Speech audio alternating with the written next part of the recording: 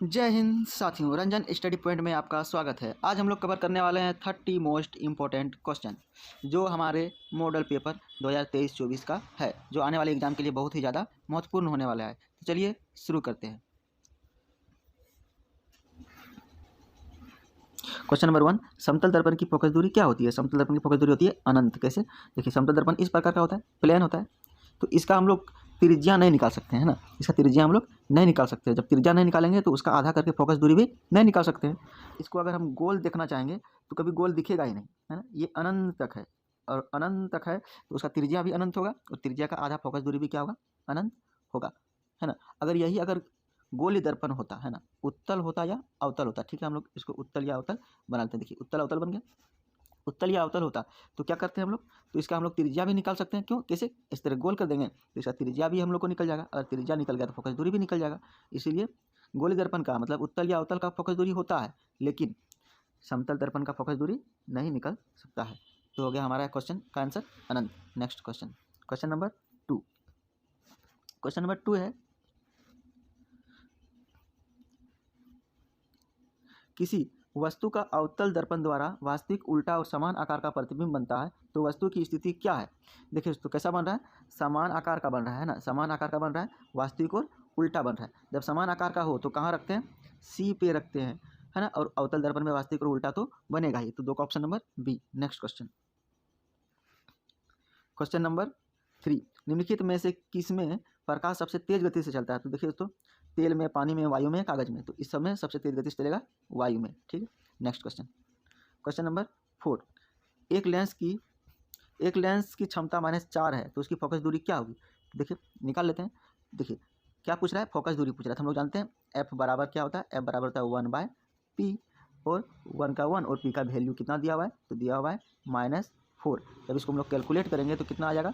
आ जाएगा 0.25 मीटर, है ना, इतना आ जाएगा।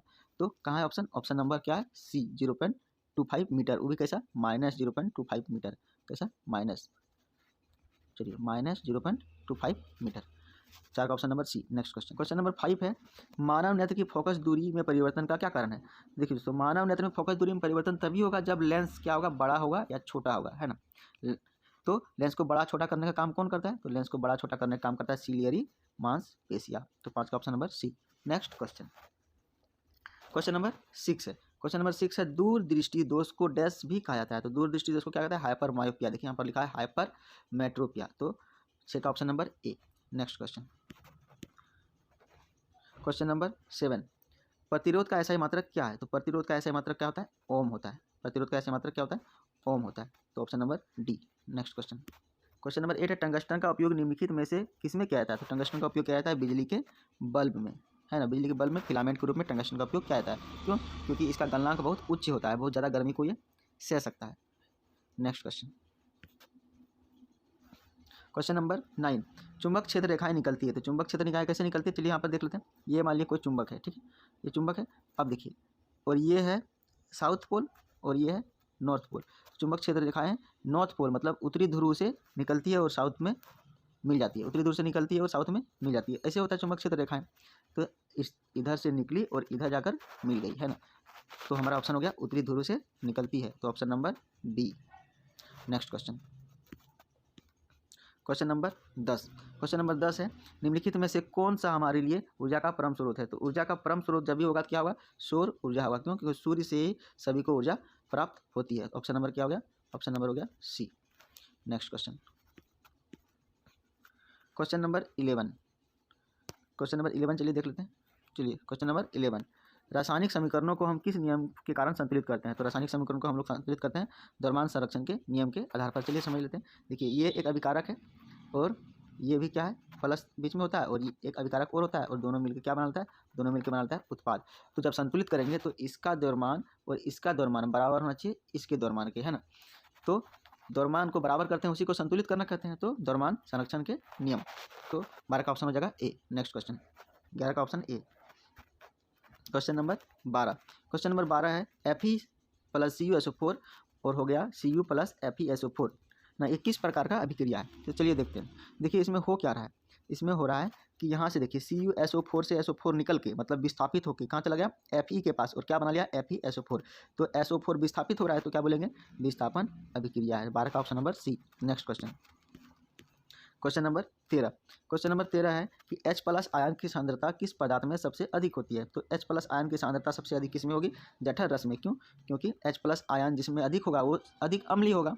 तो अधिक अम्ल कौन होगा इसमें से, नींबू का रस, शुद्ध पानी या मिल्क ऑफ मलेशिया, जठर रस। जठर रस होगा। क्यों? जठर रस में क्या पाया जाता है, जठर रस में पाया जाता है HCl। क्या पाया जाता है HCl,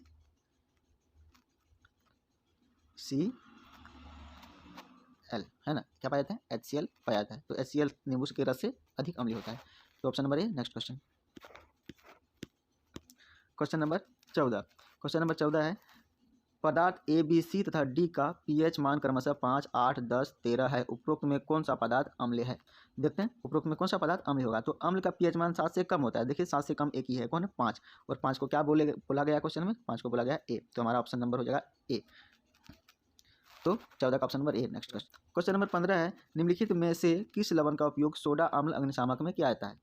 तो सोडा अम्ल अग्निशामक में किसका प्रयोग किया जाता है, सोडियम हाइड्रोकार्बोनेट NaHCO3 का। 15 का option number B. Next question, question number है 16। क्वेश्चन नंबर 16 है निम्नलिखित में कौन उभयधर्मी ऑक्साइड है। तो उभयधर्मी ऑक्साइड कौन है, Al2O3।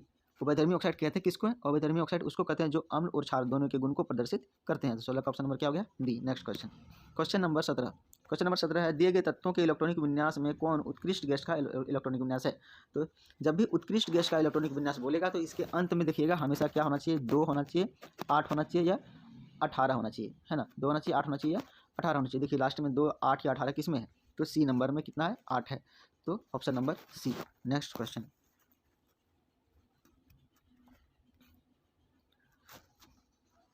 Question number 18। Question number 18 है निम्नलिखित में कौन असंतृप्त हाइड्रोकार्बन है। क्वेश्चन नंबर 18 क्या है, निम्नलिखित में कौन असंतृप्त हाइड्रोकार्बन है। तो असंतृप्त हाइड्रोकार्बन कौन है। देखिए दोस्तों हम संतृप्त हाइड्रोकार्बन को समझाते हैं, असंतृप्त आप खुद समझ जाइएगा। तो संतृप्त हाइड्रोकार्बन किसको बोलते हैं, जैसे होना चाहिए C जितना है ना तो H का वैल्यू उससे डबल से 2 अधिक होना चाहिए। अगर CN है तो H का वैल्यू कितना होना चाहिए 2N+2 ये होना चाहिए, है ना। इसको बोलते हैं एल्केन, है ना। क्या बोलते हैं एल्केन का ये फंडामेंटल फॉर्मूला है। तो एल्केन क्या होता है संतृप्त होता है और बाकी सब क्या होता है असंतृप्त होता है। एल्किन और एल्काइन असंतृप्त होता है। तो यहाँ पर देखते हैं C के डबल से 2 अधिक होना चाहिए H, उसको बोलेंगे संतृप्त। तो चेक करते हैं ए नंबर देखिए C कितना है, C है 1 और H कितना है 4। तो C के डबल से मतलब 1 के डबल 2 और 2 के से 2 अधिक मतलब 4। तो ये क्या हो गया, तो ये हो गया संतृप्त। एक नंबर क्या हो गया संतृप्त हो गया। अब देखिए बी को चेक करते हैं, डबल से 2 अधिक तो 2 और 2 का डबल है 4 और 4 से 2 अधिक 6। तो ये भी क्या हो गया संतृप्त हो गया। अब डी देखिए ये C कितना 4 और 4 के डबल करेंगे तो 8, 8 से 2 अधिक 10। तो ये क्या हो गया संतृप्त हो गया। डबल से 2 अधिक रहेगा H, C के डबल से 2 अधिक H रहेगा संतृप्त है, और नहीं है तो असंतृप्त है। अब असंतृप्त कौन हो गया C नंबर, क्यों क्योंकि डबल से 2 अधिक नहीं है, डबल भी नहीं है ये। तो आपका option number C। Next question, question number 19 HCHO में कौन प्रक्रियात्मक समूह है। तो प्रक्रियात्मक समूह अगर हम लोग देखेंगे तो हम लोग को इसमें दिखाई देगा कि क्या है बॉन्ड CHO है। और बॉन्ड CHO किसका होता है, तो एल्डिहाइड का होता है। क्या होता है दोस्तों एल्डिहाइड का। 19 का option number C. Next question, question number 20 दिए गए तत्वों में किस तत्व में संयोजी इलेक्ट्रॉन की संख्या लिथियम के बराबर होती है ना। तो लिथियम के बराबर किसका होगा, तो लिथियम वाले ग्रुप में जो है सबका संयोजी इलेक्ट्रॉन बराबर होता है। तो लिथियम वाले ग्रुप में कौन होगा, तो हाइड्रोजन होगा, लिथियम होगा, सोडियम होगा, पोटेशियम होगा, रुबेडियम होगा। तो ऑप्शन में अगर हम मिलाएंगे तो हम लोग को क्या मिलता है, हम लोग को मिलता है पोटेशियम, है ना। हम लोग को कौन मिलता है पोटेशियम। तो 20 का option number C. Next question, question number 21 amoeba में किस प्रकार का पोषण होता है। तो अमीबा में क्या होता है पोषण। नेक्स्ट क्वेश्चन,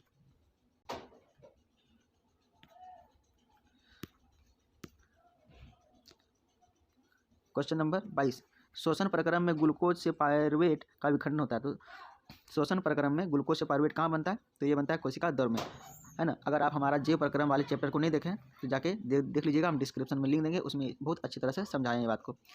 चलिए नेक्स्ट क्वेश्चन, क्वेश्चन नंबर 23 निम्नलिखित में से कौन सा हार्मोन शरीर की वृद्धि के लिए उपापचय का नियमन करता है। देखिए दोस्तों उपापचय लिखा है ना, जब उपापचय लिखेगा तो हम लोग क्या बोलेंगे थायरॉक्सिन। अगर उपापचय नहीं होता तो वृद्धि हार्मोन आंसर हो सकता था। तो इसका option number D. Next question,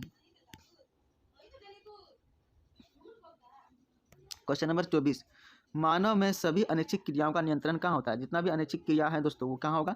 medulla ऑब्लिंगाटा में। तो option number D. Next question, question number 25, दिए गए चित्र में किस प्रकार के जनन को प्रदर्शित करता है? तो देखिए दोस्तों यहाँ पर चित्र दिया गया है, इसमें किस प्रकार के जनन को प्रदर्शित किया गया है? इसको बोलते हैं पुनरुद्ध भवन, है ना। एक से टूट के कितना हो गया? 3 हो गया। ये टूट के नहीं हुआ, अगर हम इसको काट भी देंगे तो ये सभी कटा हुआ पार्ट जो है एक नया जीव का निर्माण कर लेगा। इसी को क्या बोलते हैं? पुनरुद्ध भवन, है ना। अगर खुद से होता है तो उसको विखंडन बोलते हैं, लेकिन काट के भी अगर जीवित रह गया वो, जितना भी कटा हुआ पार्ट है सब एक नया जीव बना लिया तो उसको बोलते हैं पुनरुद्ध भवन। तो इसका option number C. Next question, question number 26, मनुष्य में निषेचन कहाँ होता है? तो मनुष्य में निषेचन कहाँ होता है? तो अंडवाहिका में। इसको इंग्लिश में क्या बोलते हैं? Fallopian tube. Next question, question number 27, question number 27 है, किसी जीव में कोई गुण प्रभावित होता है? दोस्तों किसी भी जीव में गुण प्रभावित होगा तो पिता और माता दोनों के डीएनए से होता है। नेक्स्ट क्वेश्चन, क्वेश्चन नंबर 28, नाभिक विद्युत संयंत्र या शक्ति संयंत्र में किस प्रक्रिया से ऊर्जा मुक्त होती है? तो ऊर्जा मुक्त होती है नाभिक विखंडन से। किससे? नाभिक विखंडन से। परमाणु बम का निर्माण भी किससे होता है? नाभिक विखंडन से। और हाइड्रोजन बम का निर्माण नाभिक संलयन से। सूर्य में क्या होता है? सूर्य में होता है नाभिक संलयन। नेक्स्ट क्वेश्चन, क्वेश्चन नंबर 29, हरे पौधे की पत्तियां प्राप्त होने वाले सौर ऊर्जा का कितना प्रतिशत भाग खाद्य ऊर्जा में परिवर्तित करने में खर्च करती है? कितना प्रतिशत खर्च करती है? तो 1%। 29 का option number A. Next question, question number 30, निम्नलिखित में किस पदार्थ का उपयोग करना पर्यावरण के लिए सबसे अधिक लाभदायक होगा?